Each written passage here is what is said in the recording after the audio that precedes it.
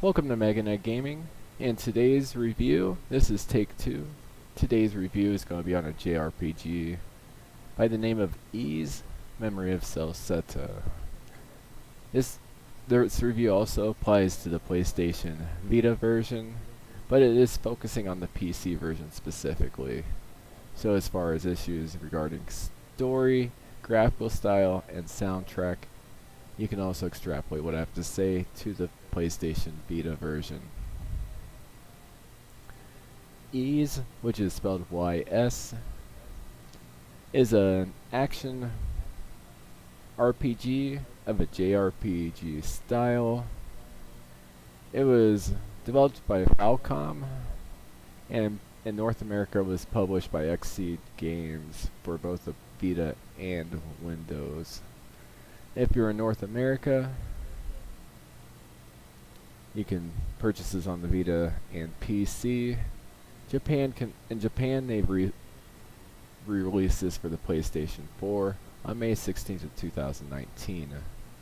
North America Vita release was November 26, 2013, and the worldwide PC release was July 25th, 2018.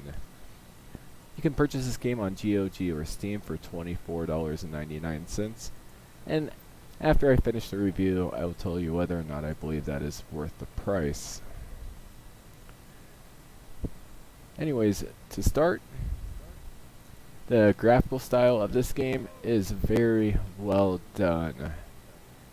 It is dated, but regardless of it being dated, the graphical style does fit the game very well. Soundtrack is a JRPG style soundtrack, but it's also an exceptionally well done JRPG soundtrack. One that even if you're not entirely into that style of music, you'll still enjoy. Here's a variety of special moves, a few different damage types, and as you progress through areas, you'll run across numerous different types of creatures. The controls are very, very responsive, and you can switch between different party members without any delay. I don't think I've ever seen a dodge feature in a game that is as quick and responsive as this one. So with the exceptional gameplay, exceptional controls I should say, exceptional graphical style and sound, it makes for a very fun and beautiful experience. It's a very audio-visually pleasing experience. This game is based on Ys 4 and is considered canon for this series, unlike the other two Ys 4s which were released in the 90s. Now that I've given this game a lot of praise, what are the issues with the game? Well, the first 10 hours I spent in this game, at the time it was one of the games that is on my 10 games that are in my regular rotation. Games that I enjoyed quite a bit. Almost enough where I might even had that amount of enjoyment continue till the end of the game. I might have just put it on a top 50 games of all time list. However, when analyzing this game critically, as I did after that 10-hour mark, and also going back to some of the other Ys games, I realized some issues with the story.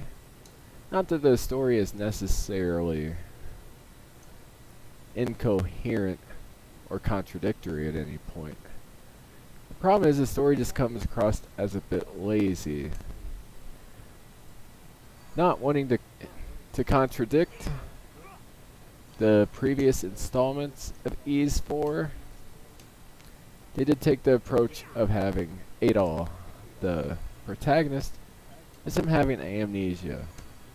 He makes it through a forest that is deemed impassable by most people in this world, wakes up, doesn't remember anything. However, as you go through the forest, you come across numerous NPCs that do remember him. And for the most part, it's not for the better that they remember him. So you go through it, you recover memories. Seems like an interesting story that adds some interesting mechanics. But over time there's not a whole lot going on above that. Yeah, you meet new NPCs, new towns and whatnot. But it's nothing unique. And other Ys games in the series, at least ones previous to this, had more exceptional stories, at least more interesting and creative and unique stories. The gameplay, despite being hyper-responsive, is very easy to spam and cheat. For example, I'm playing on my level 6 save, so I just spam attacks on this, spam dodge. It doesn't matter if I end up dying.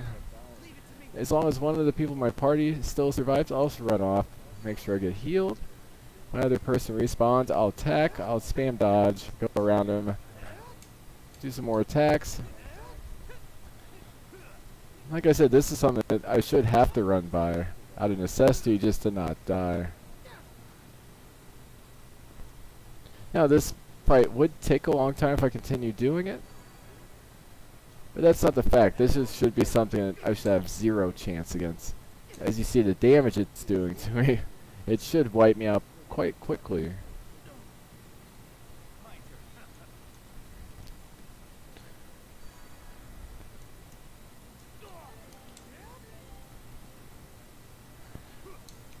And after a while in this game, you realize that you're doing a lot of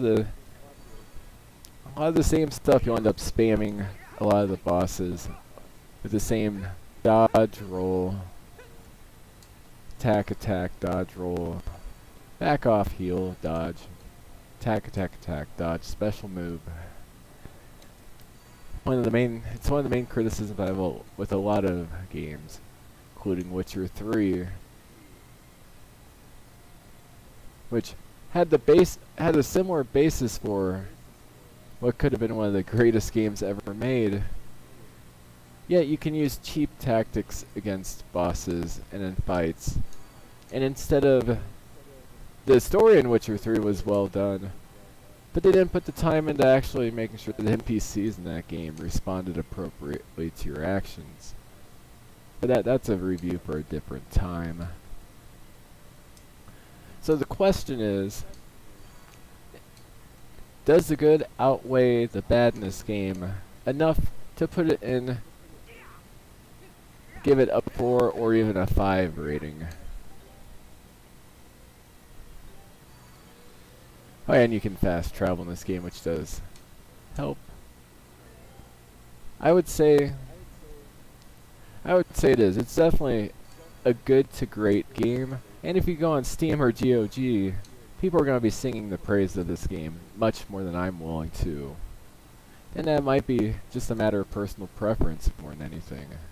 I'm willing to admit that my biases for what I believe a proper game is could be causing me to rate this game more negatively than it should otherwise be rated.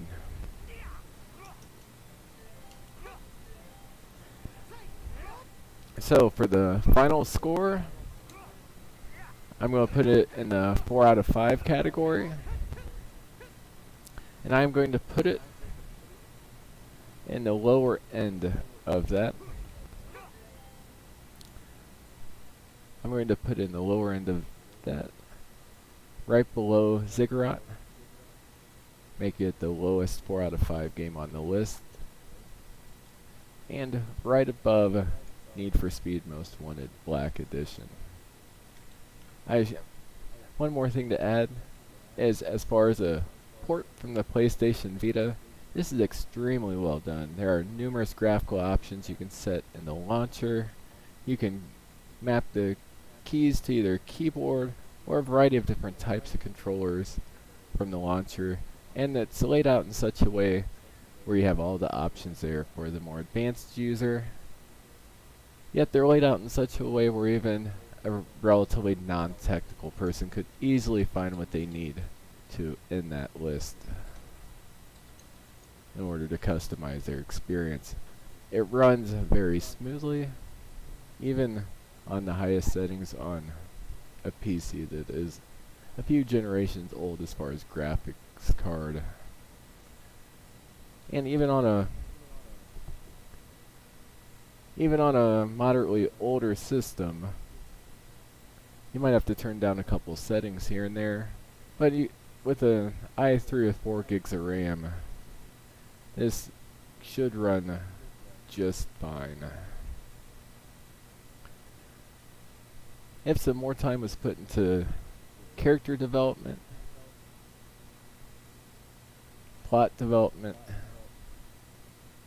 and the boss attacks and AI was made a bit more adaptable as to counter any attempt at cheap attacks, I would definitely rate this game more towards the top end of my 4 out of 5 category than towards the bottom. At $25 for 50 hours of gameplay, at 50 cents an hour for gameplay, this game's definitely worth buying at that price. I wouldn't pay much more for it, but if you listen to people on GOG and Steam, they'd tell you that this game is worth twice that amount. And that's likely just more a matter of personal preference than anything. So, well, matter of personal preference on my part. It is a relatively linear game. There are branching paths, but the game is not open world. And the branching paths are only branching to a certain extent. But it is definitely one of the better action RPGs out in the market. And if you enjoy RPGs of any type, you'll likely find enjoyment here. Please like, subscribe, and if you disagree with my review, go ahead and let me know why.